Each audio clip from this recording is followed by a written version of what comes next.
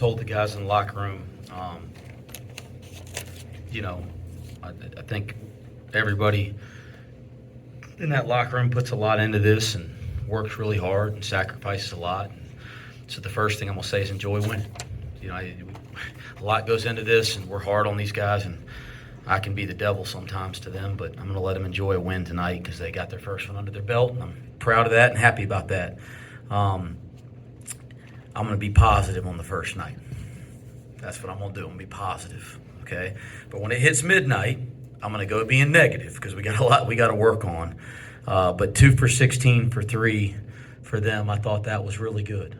We talked a lot about how we were going to number 50, Philip Scobaggi. I hope I'm saying this right, but Scobaggi, we were really worried about his shooting. I mean, he was really impressive on film and a guy that you felt like could come in here and make 7 or 8 threes.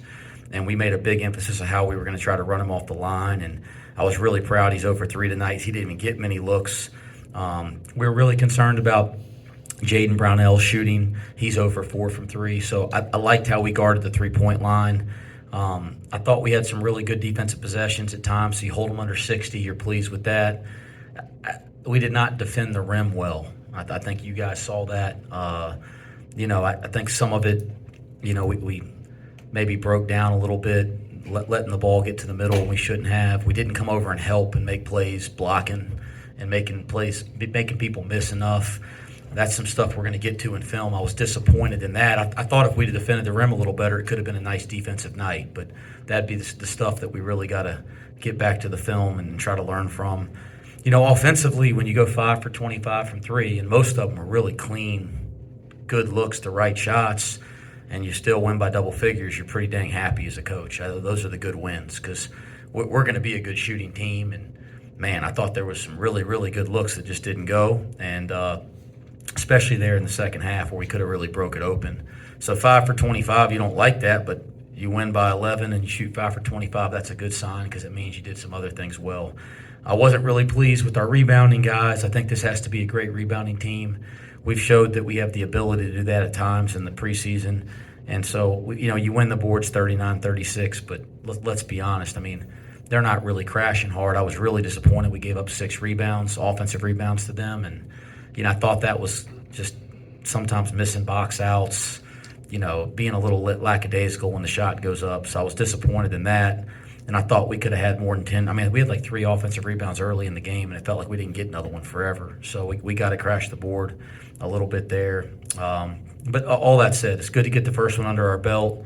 It was great to see some of these new guys have their first game as a Bearcat and have some good moments. It was great to see John Newman back out there. I mean, he looked like he was dead in the second half, like he was winded, so we'll get him back in game shape. But, man, that was awesome. I could keep going on and on so you guys don't have to ask me questions, but I guess I'll let it go from here. So what do you guys got? Wasn't the greatest three-point shooting night, but how happy were you for CJ to not get the first 2 down with the Bearcat? Yeah, I thought CJ was great in the first half. Not just making shots, making the right play with the ball. Like the end of the first half, we go 2 for 1 out of the timeout, and it was a design play to try to get him just a little flip back 3 quickly. They ran him off the line, but he gets Day a wide open one. So it's not just the shooting, it's like the playmaking as well that I think is really underrated.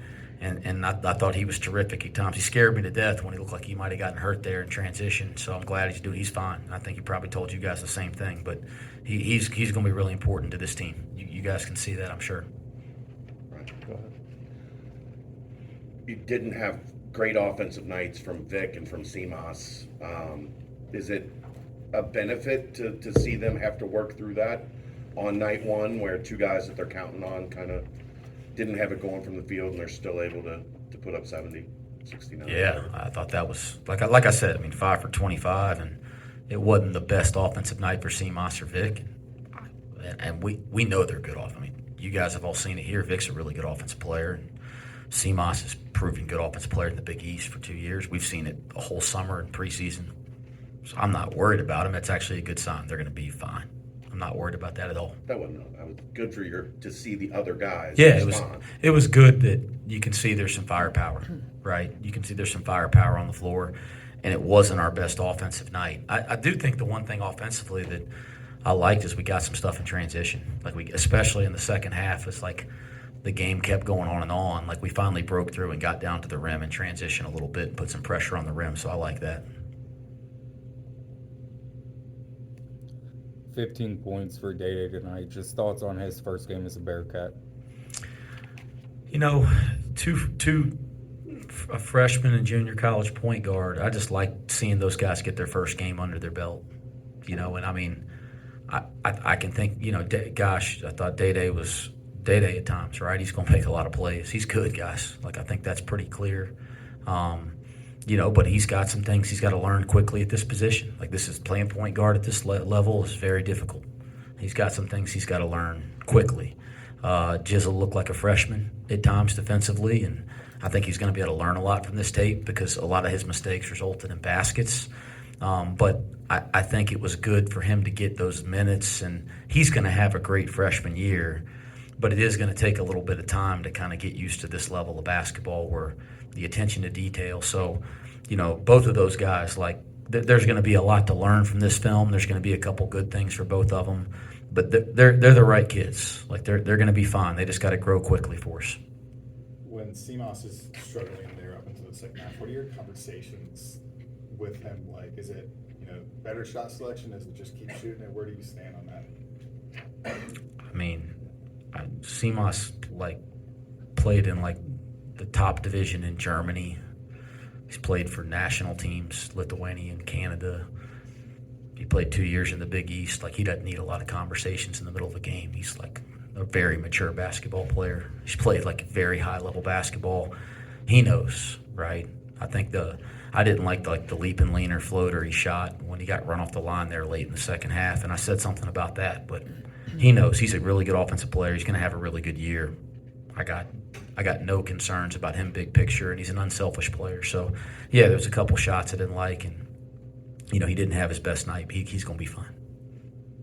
Toby O'Connie had a great night, 20 points, 11 rebounds. Just talk about what he was able to do offensively that allowed him to get going tonight. He's pretty good. He's a good player. All-league player in the Missouri Valley, which is a really, really, really good mid-major league. I mean, boy, I thought he was pretty good. Like, getting downhill off his right hand. You know, Odie goes under a flare early, hits a three, makes his pay there. I think, he was the one that got 1 for 2. I thought he really finished well, going left to right. We missed a couple switches on him that gave him angles over John, but they do a really nice job of clearing that, like, double gap in that left to right drive, and you saw that over and over all night.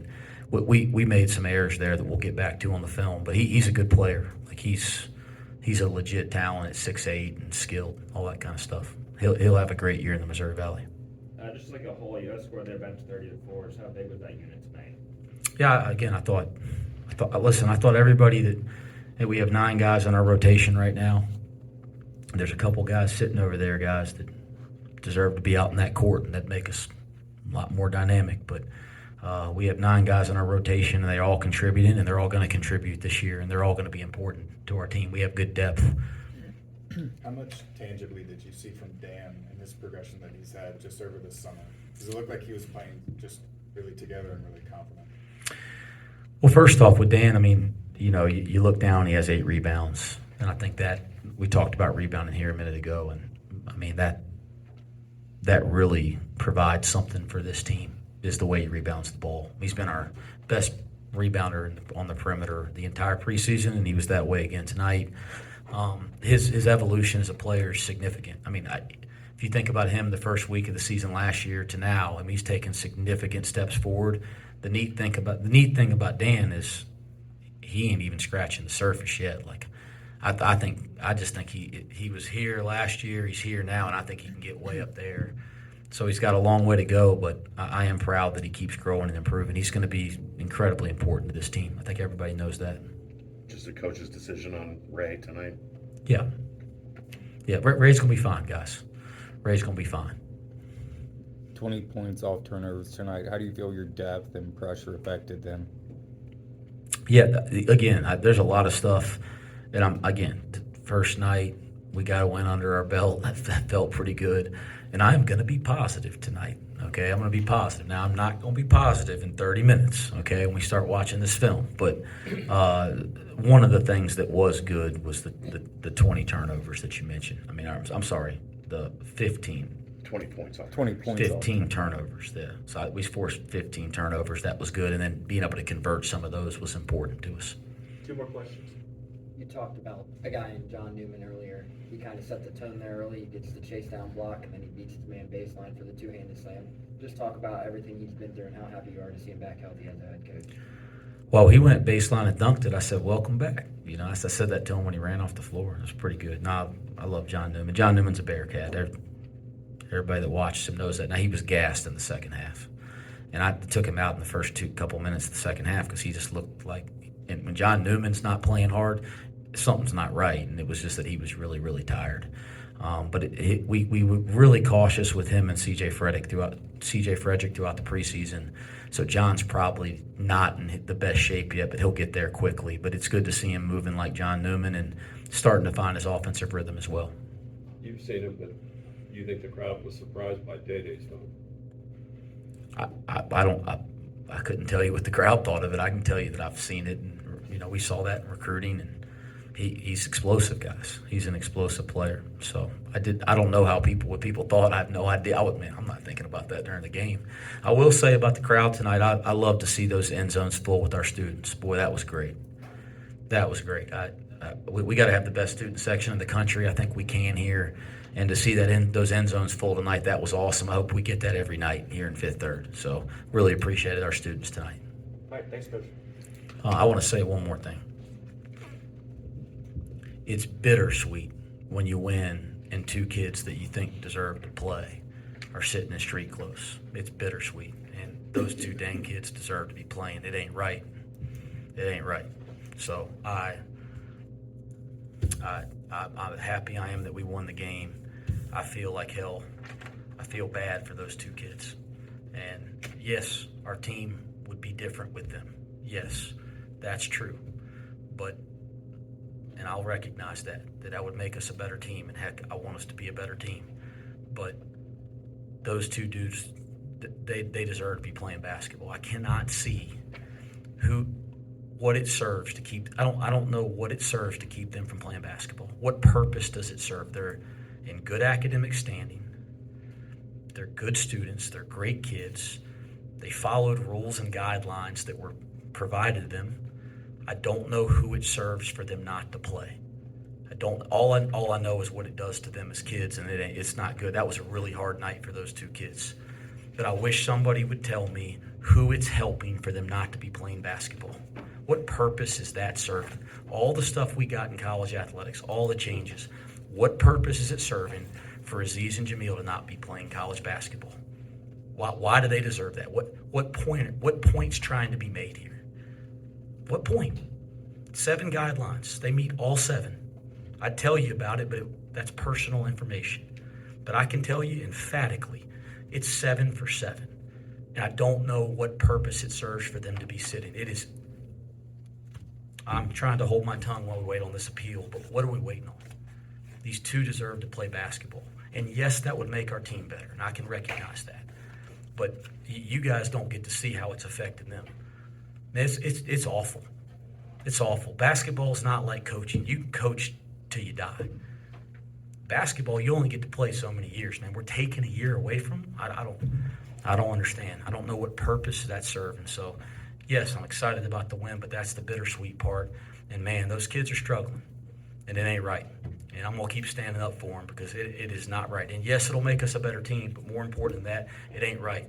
And I don't understand the purpose here. I don't know who this serves to keep them from playing basketball.